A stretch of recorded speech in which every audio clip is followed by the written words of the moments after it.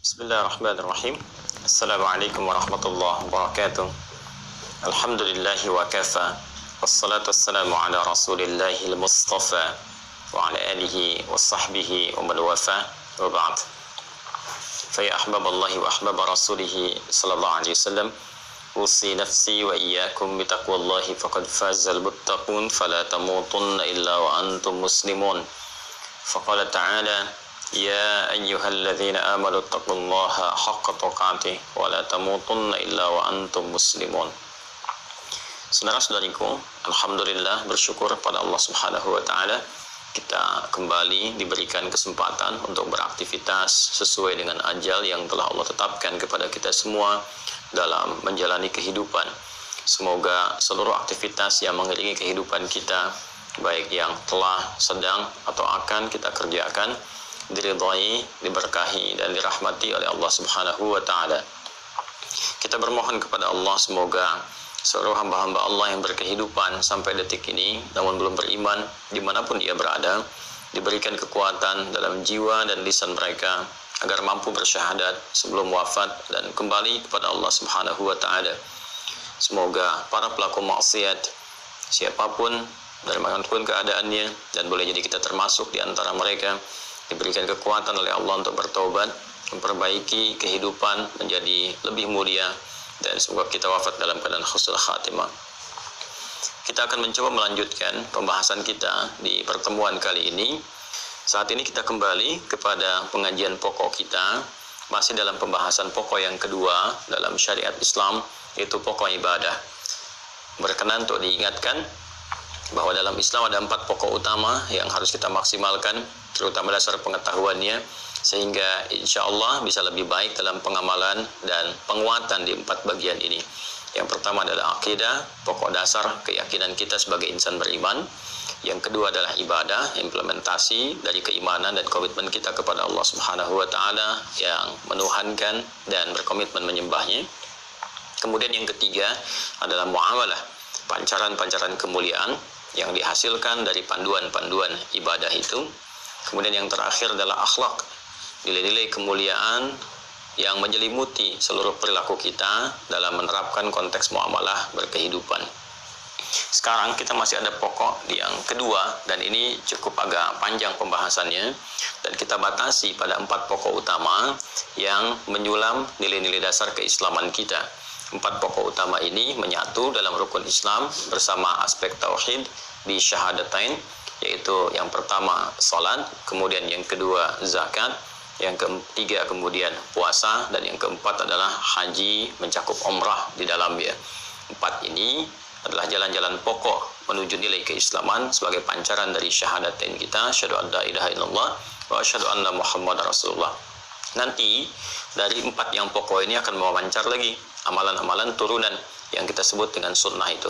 Karena itu kita mendengar dan melihat serta bahkan mengamalkan, mempelajari, ada sholat-sholat yang berhukum sunnah disebut dengan nawafil. Ada rawatib, ya, ada yang mutlak sifatnya, ada yang di siang, ada yang di malam, ada yang di pagi, bahkan ada yang menyertai dengan subuh dengan keutamaan dan hikmah masing-masing. Kemudian juga zakat nanti turunannya ada lagi yang berhukum sunnah. Ada infak misalnya, atau sedekah pada umumnya. Kita juga akan bahas dan jelaskan maksud dan hikmah semua itu, sehingga ketika beramal kita mengetahui dasar keilmuannya dan memotivasi kita untuk beramal dengan tepat dan bersemangat. Pun demikian terkait dengan puasa, seperti kita ketahui ada yang sunnah-sunnah juga. Senin misalnya hari ini ada di antara kita yang puasa. Kalau kita mengerti hikmahnya, kenapa puasa di hari Senin, apa manfaatnya, bagaimana sirahnya, perjuangan misalnya Rasulullah SAW atau bahkan sahabat dalam menunaikan puasa Senin, Kamisnya, Ayyamul Bidnya, dan sebagainya. Semua punya nilai keutamaan dan terkait erat dengan kehidupan kita.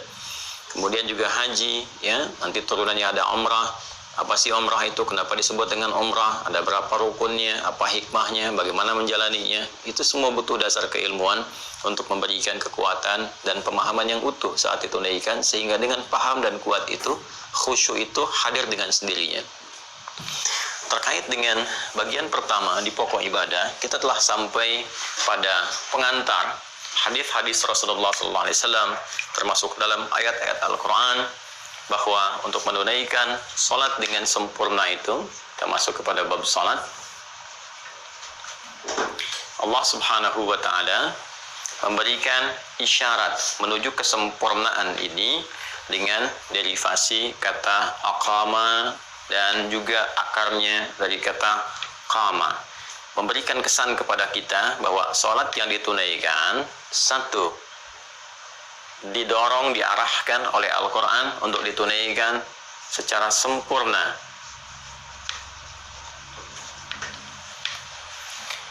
Dan menariknya, kesempurnaan ini mengikat kepada 3 bagian utama dari anatomi manusia. Baik sempurna penunaiannya secara fisik. Ingat, ini dasarnya ya. Karena kajian kita, pembahasan kita akan mengacu pada dasar-dasar pemahaman, baik terkait dengan caranya, maknanya, pun demikian hikmahnya. Di hikmah itu nanti ada makna filosofisnya, pengetahuan-pengetahuan dasar yang dengan mengetahui itu pancaran-pancaran ibadah ditunaikan dengan sempurna dengan 3 pendekatan utama. Fisikal ditunaikan secara sempurna dari sifat fisiknya, karena itu nanti ada gerakan-gerakan yang diatur betul. Harus seperti itu cara menunaikannya, semaksimal mungkin kita bisa lakukan. Baik dalam keadaan berdiri, duduk, ataupun bahkan berbaring. Gitu ya. Kemudian juga ada yang terkait dengan akal. Nanti turunannya ada pikiran di sini. Ya, bagaimana kita bisa mengarahkan pikiran kita untuk mensupport sholat kita saat kita menunaikan dia. Karena jangan-jangan tangannya, fisiknya bergerak, mengangkat, lisannya berkata, kan Allahu Akbar, tangan bergerak, tapi pikirannya kemana-mana. Sehingga dengan itu nilai-nilai kekhusyuan yang harusnya didapatkan menjadi berkurang, tereduksi, atau bahkan hilang sama sekali. Sehingga Nabi SAW pernah memberikan isyarat, ya hatta la yash'ural musalli kamrakatan yusalli. Sampai nanti kelak mungkin ditemukan, kata Nabi, akan ditemukan orang yang sholat tidak memahami, tidak sadar berapa rakaat yang tengah ia kerjakan dalam sholatnya. Bisa terjadi, dan biasanya gangguan dasarnya dari sini. Ya.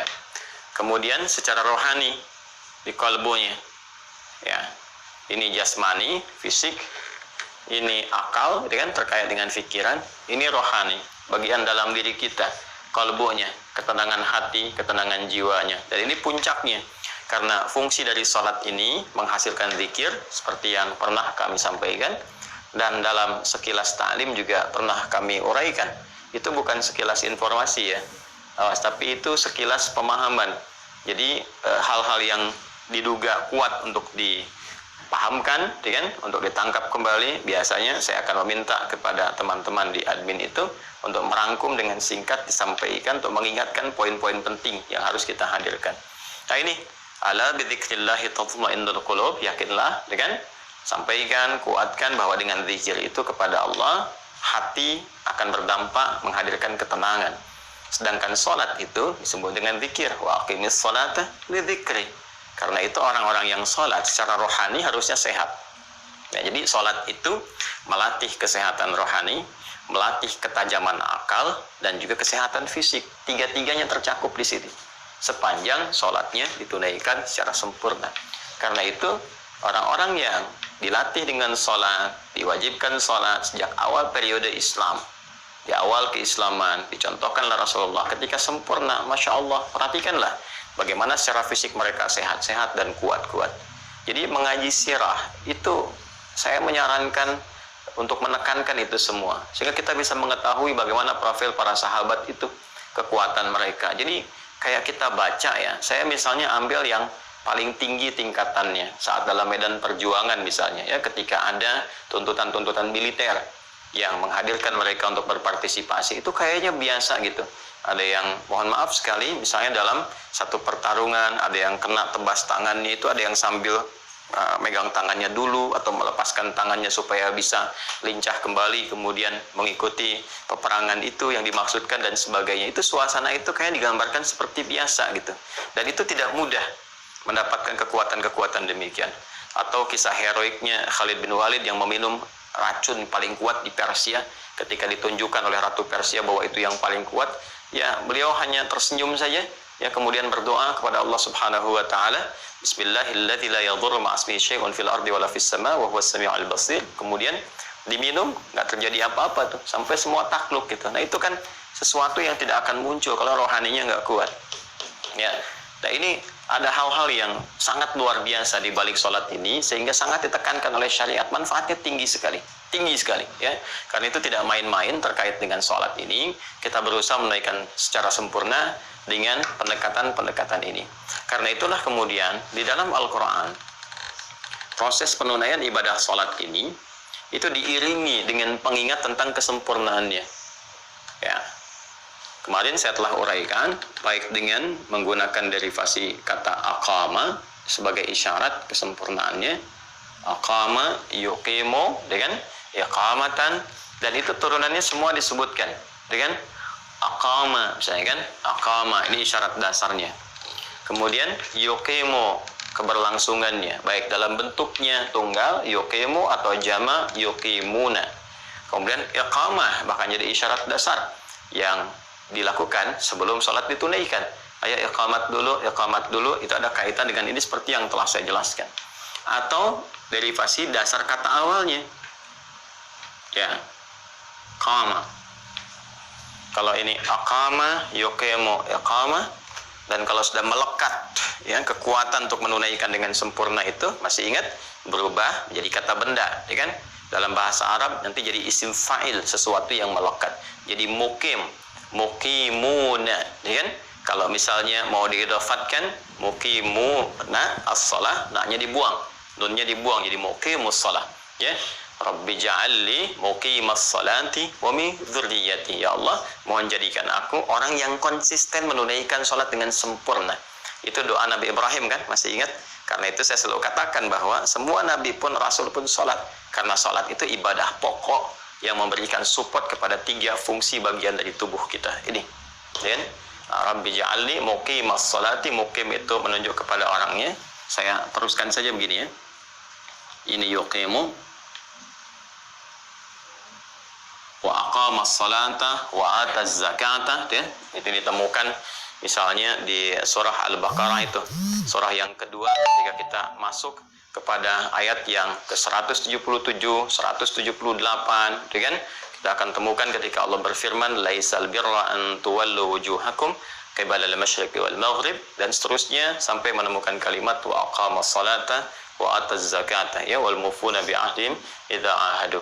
Kemudian yuqimu, bahkan dalam bentuk awal perintah untuk menunaikan sholat, isyaratnya disebutkan dengan menggunakan turunan kata ini dengan bentuk jama, yuqimunas shalah, pakai waw dan nun, kan? Bentuk jamanya yuqimunas shalah.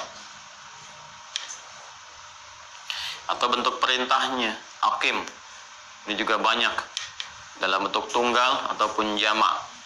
Aqim, misalnya kalau kita ingin ambil di Quran surah ke-11 Hud ayat 114, aqimis salata tarafain nahar wa zulafan minal lail, ya kan?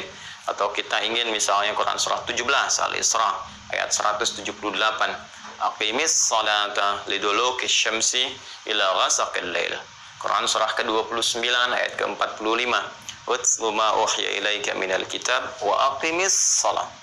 Atau jamaknya aqimu, ya, aqimu pertama di Al-Baqarah ayat 43, wa aqimus salata wa atuz zakah warka'u ma'ar raki'in.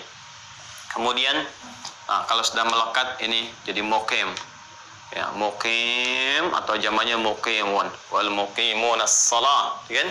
Rabbi ja'alli muqimas salati. Ini boleh jadi doa yang sangat bagus sekali. Jadi kalau kita minta, mohon kepada Allah, ya, supaya sebelum menunaikan sholat itu, sholat kita bermanfaat secara fisikal untuk fisik kita, menyehatkan, kan? Kemudian memberikan dorongan pada kekuatan akal, pikiran, meningkatkan kecerdasan, ya. Ini sudah dipraktekkan, ya. Ini nggak sembarangan, ada risetnya. Nanti kalau sudah masuk sirah, kita akan bicara, kita akan jelaskan bagaimana tipikal pendidikan di orang tua terdahulu yang menyupportkan anak-anak mereka itu untuk ke masjid lebih awal. Di masjid itu luar biasa, dan sholatnya itu, makanya Nabi membiarkan anak cucunya itu ya di sekitaran Nabi ketika menunaikan sholat itu, karena ada support kepada nilai-nilai ini ada rahasia di dalamnya. Kemudian secara rohani juga demikian, maka boleh kita keluarkan doa yang dibacakan Nabi Ibrahim alaihissalam ya untuk bisa memohon kepada Allah dengan kesempurnaan penunaian ini. Rabbi ja'alli, gitu kan? Atau Rabbi ja'alni boleh kalau doa, untuk jadi doa ya. Ya. Mau ke sini boleh pakai nun, boleh langsung pakai hamzahnya Rabbi ja'alli atau Rabbi ja'alli boleh. Ya, kalau ini kan untuk doa sifatnya.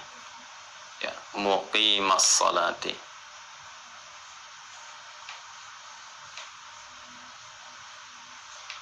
Ya. Terus ke anak cucu, wa min dzurriyyati. Ya. Kalau seperti ini, Rabbi ja'alni, gitu kan? Rabbi ja'alni. Jelas ya? Rabbi ja'alni, ya Allah, jadikan aku. Kalau kita menggunakan Rabbi ja'alni, ya, Ali ke sini. Nah, jadikan untukku, gitu kan? Jelas ya? Jadikan untukku. Rabbi ja'alni, gitu kan? Jadikan aku. Kalau ke sini Rabbi ja'alli, jadikan untukku. Jelas ya? Nah, kalau yang ini kita minta kita menunaikan sholatnya dengan sempurna. Kalau yang bawah, jadikan kesempurnaan sholat itu melekat pada diriku. Ya, indah sekali bahasa Arab itu. Jelas ya? Nah, jadi setelah kita tahu ini, turunkan ini, nanti dicek-cek lagi ya ayatnya ya, yang tadi saya sampaikan terkait dengan ini. Yang ini semua hakim dan seterusnya ya, dicek apa yang saya sampaikan tadi supaya ada turunan-turunan.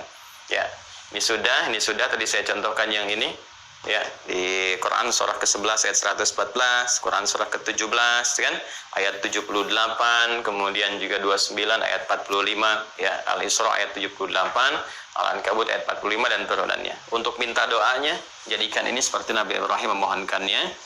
Kalau kita keluarkan dalam bentuk doa, bisa dengan dua cara. Ini memohon kesempurnaan untuk diri kita, atau menjadikan kesempurnaan melekat pada diri kita dan keturunan kita. Jelas ya? Ini doanya nih. Di Quran tuh lengkap sekali. Lengkap, Masya Allah. Dijelaskan, diberikan doa. Nanti setelah paham ini, baru kita masuk ke tahap pelaksanaannya. Kalau kita ingin mengeksekusi ini semua, maka derivasi katanya berubah, nanti berpindah diksinya ke sini, ke kata koma dan turunannya. Saya ulang ya. Kalau bicara isyarat ke sini, isyarat penguatan, karena manfaat sholat itu banyak terkait dengan fisik, akal, termasuk rohani, baik dunia, alam kubur, ataupun juga sampai ke akhirat. Saya sudah pernah jelaskan, di dunia 5 manfaat, di alam kubur kita terjaga, di akhirat sebagai amal pertama yang ditimbang, yang menentukan kualitas amal yang lainnya, seperti pernah diuraikan. Ini semua tunaikan dengan baik, konsisten menunaikannya. Perhatikan cara memahaminya. Tunaikan dengan sempurna, aqamah turunannya. Konsisten dalam menunaikan kesempurnaan itu, berlangsung terus-menerus, yokemona. Diperintahkan untuk mengingatkan kepada kita saking pentingnya kesempurnaan ini. Kalau sudah konsisten, lekatkan itu pada diri kita. Minimal support dulu dengan doa, supaya kita bisa memiliki kekuatan yang Allah berikan untuk bisa menunaikannya dengan baik. Kalau ini sudah terasa hadir motivasinya, jadi bisa setelah diuraikan ini, kita memiliki dorongan kuat. Saya pengen sempurna, saya pengen seperti orang-orang dulu yang sholatnya bagus sehingga menguatkan fisik. Ya, kemudian apalagi menjadikan akal pikirannya tajam, nalarnya kuat, pintar, gitu kan. Nah, kemudian apalagi rohaninya juga bagus, ada ketenangan, kedamaian, kemuliaan akhlak dan sebagainya. Ya, ini yang menjadikan mereka unggul di masa-masa lalu. Yang paling dahsyat, saya singkat saja untuk mengingatkan kembali ya. Ini yang menjadikan rahasia di setiap awal masa-masa keemasan itu, sholat jadi prioritas. Dan ini yang dimaksudkan rahasia Nabi menyampaikan, untuk orang tua menekankan sholat sejak anak usia 7 tahun, dan memberikan pelajaran untuk penguatan itu sejak usia 10 tahun sampai nanti dekat-dekat ke masa balik. Ya, apa rahasianya? Kesini. Supaya anak itu tumbuh menjadi anak-anak yang kuat fisiknya, yang nalarnya kuat, pintar, gitu kan? Kemudian juga memiliki kekuatan rohani yang sangat luar biasa. Kalau benar, ya, ini ditunaikan secara sempurna. Ketika ini akan ditunaikan, dilaksanakan, maka pelaksanaannya secara teknis memindahkan diksinya dari kata aqama ke sini, qama.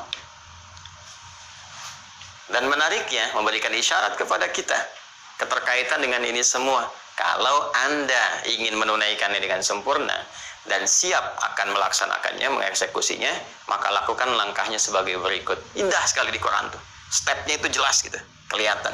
Nah ini nggak mungkin rekayasa manusia, nggak mungkin dibuat-buat Nabi. Kalau bukan petunjuk Allah ini mustahil bisa begini. Setiap katanya jelas, penuh hikmah, ya tersusun dengan sangat sempurna, lalu sistematis gitu berpindahannya itu. Masya Allah, Anda bisa merasakan kenikmatan ini kalau memahami di turunan-turunan bahasa gitu ya, di fikih lughah terutama dengan turunan ilmunya. Nah sekarang kita akan memulai ini semua. Kemudian kita harus melihat petunjuk, karena ini ibadah. Ibadah itu adalah pancaran iman. Iman itu keterkaitannya dengan Allah Subhanahu wa Ta'ala, yang prakteknya dituntut oleh Rasulullah. Maka kita harus lihat petunjuk dari Allah seperti apa menunaikan ini dengan sempurna. Tadi saya katakan, kalau kita akan mengeksekusi, jika Anda ingin mengeksekusi ini, jika itu bahasa Arabnya idza. Idza itu jika, apabila. Ya. Mulai mengeksekusi ini, mengimplementasikannya, mengamalkannya. Ya, ini untuk kata ketiga. Ya, orang ketiga, idza qama atau idza qamu.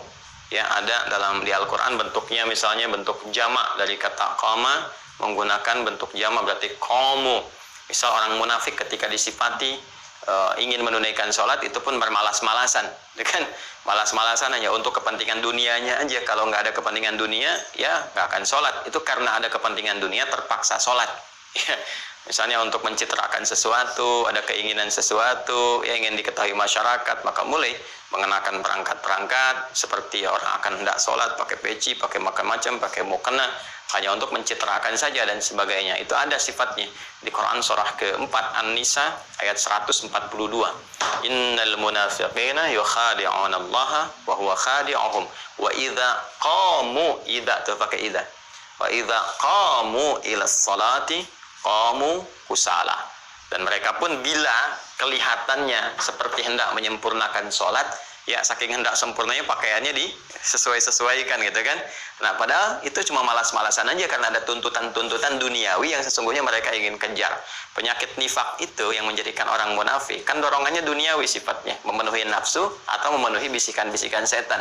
Ya, itu yang jadi persoalannya. Setan kan merasakan dunia supaya nggak ingat akhirat.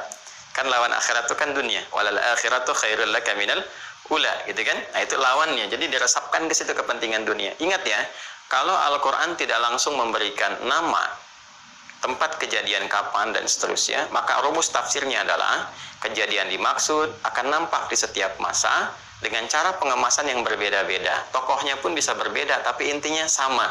Menjadikan sholat itu sebagai dari kamuflase kehidupan untuk mendapatkan citra-citra dunia atau kepentingan materi tertentu. Anda akan dapatkan. Ya kalau sudah begitu kita bisa lihat saja dalam kehidupan. Ya, musim-musim kampanye misalnya, nanti Anda akan melihat apakah benar orang sholat atau cuma sholat-sholatan, ya, dan seterusnya. Musim-musim untuk mendapatkan ya promosi ataupun harta benda tertentu. Oh ini proyeknya dari orang soleh nih, harus kita kelihatan sholat juga, Jumatan aja sekalian supaya kelihatan juga kita pun sholat dan sebagainya. Nah ini ya, oh ada dosen nih bagus, dosennya senang kalau mahasiswanya itu senang ke masjid. Makanya cepat datang ke masjid supaya dosen juga ngelihat. Nah itu ya penyakit-penyakit yang menyertai. Saya ingin tunjukkan maksud saya penerapan yang harus digunakan pada yang tepat, tapi masih dikamuflasekan juga. Itulah strategi setan itu luar biasa. Luar biasanya pada keburukan tak layak kita puji.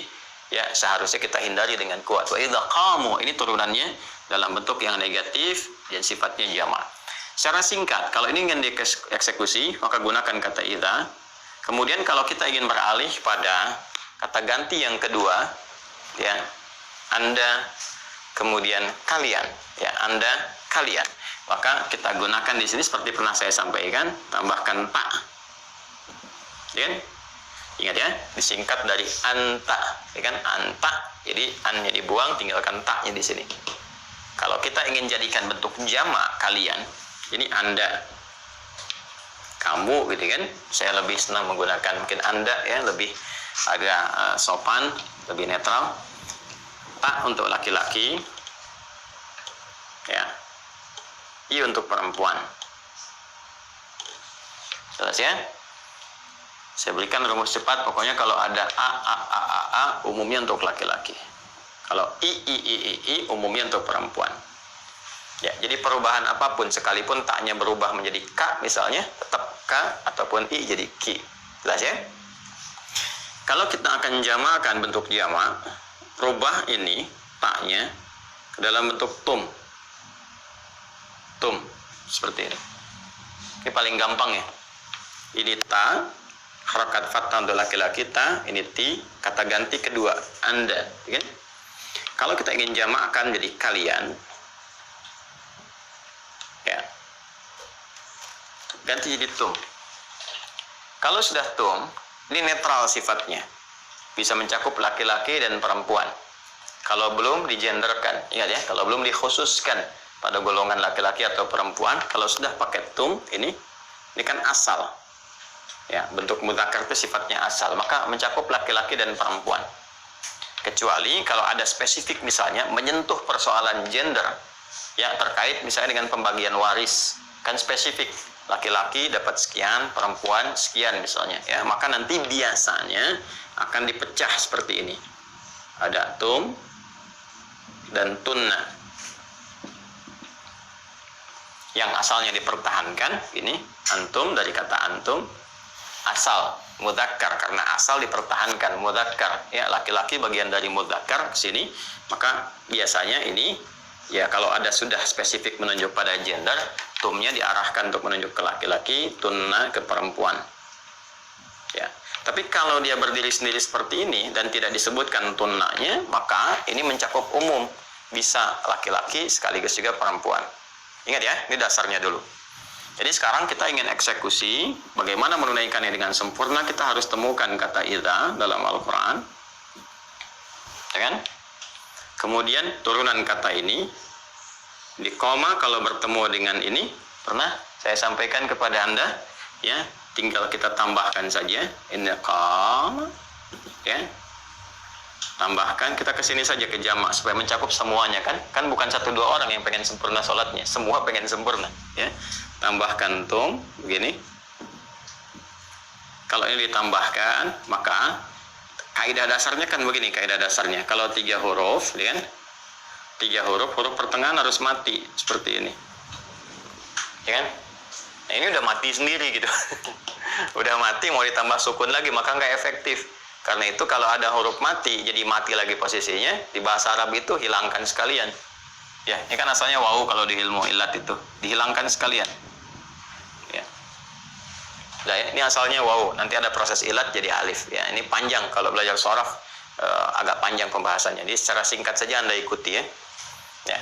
Jadi idza, terus ini koma kan tadinya begini kan? Ya kan? Nah, ini kan harus mati nih, tapi ini sudah mati, jadi kalau udah mati kasih sukun lagi gitu, nggak ada faedahnya, maka dibuang sekalian. Nah seperti ini. Kemudian ini turunkan ke sini, jadi sudah alifnya hilang, nah, bimnya masuk ke sini, tinggal qaf ya.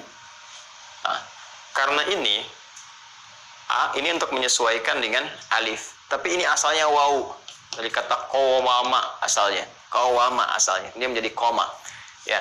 Karena itu, karena ini wawu kesesuaiannya, kalau dia dihilangkan kembali ke sifat huruf wawunya. Wawu dekatnya ke dhammah, alif dekatnya ke fathah, ya dekatnya ke kasrah, kan? Nah ini ada harakat nanti alif dengan fathah, kasrah, dhammah, nanti itu ada pasangannya masing-masing. Pasangannya ayu nanti ya, alif ya dengan wawu. Nanti karena alif ini dekatnya ke fathah, makanya ini fathah. Tapi kalau kita ingin kembalikan ke asal, asalnya wawu dekatnya ke dhammah. Karena dekat ke dhammah, maka harakat ini fathah ganti dengan dhammah ku. Ya. Supaya ini bisa nyambung ke tum, ini harus mati nih. Bimnya harus dimatikan. Tadi kan koma ada harakat fathah di sini, ya kan? Supaya bisa nyambung, kalau ini disatukan ke sini, sementara ini masih berharakat, nggak akan bisa nyambung. Maka kaidah yang dalam bahasa Arab kalau mau disambungkan dengan kata ganti, sebelum kata ganti harus mati dulu. Ya, jalasa duduk, kamu duduk, tinggal tambah ta kan? Sebelum ta harus mati, kalau nggak bisa nyambung. Jalas ta, aturannya begitu, ya. Kamu duduk, makan akala, kamu makan, matikan huruf sebelum taknya. Akal, tak, ya kan? Ya, di seperti ini misalnya. Jalasa. Jalasa, duduk nih. Kita ingin masukkan ini, kamu duduk, tinggal tambah tak kan di ujungnya. Tak kan? Nah, supaya nyambung ke sini nggak bisa kita bilang jalasa tak. Nggak. Harus matikan, ini kaidah ya. Kalau kaidah kan diikuti sesuai dengan dasar bahasanya. Matikan yang ini supaya bisa nyambung, jalasta. Ini pun sama, ini harus mati supaya bisa nyambung. Jadi yang ini pakai harokat dhammah, yang ini matikan. Kum, baru ketemu tum. Tum. Nah. Jadi kalau kita ingin katakan, ingin mengeksekusi ini, maka kita harus temukan kata idza, ya kan? Kemudian kumtum. Jelas ya? Jika kamu yang benar-benar ingin menyempurnakan, nah kalian benar-benar, kalian tumnya kalian. Jadi kita terjemahkannya jika, idza apabila, tum kalian, kum ingin menyempurnakan dengan sempurna, ya setelah melihat penjelasan ini kalian ingin mengeksekusi, menunaikan dengan sempurna sholat itu. Kalau sholat berarti kita tambahkan ila sholah, ya kalimatnya ila sholah, ila sholah. Kan persiapan tuh menuju kan, makanya disebutkan ilanya.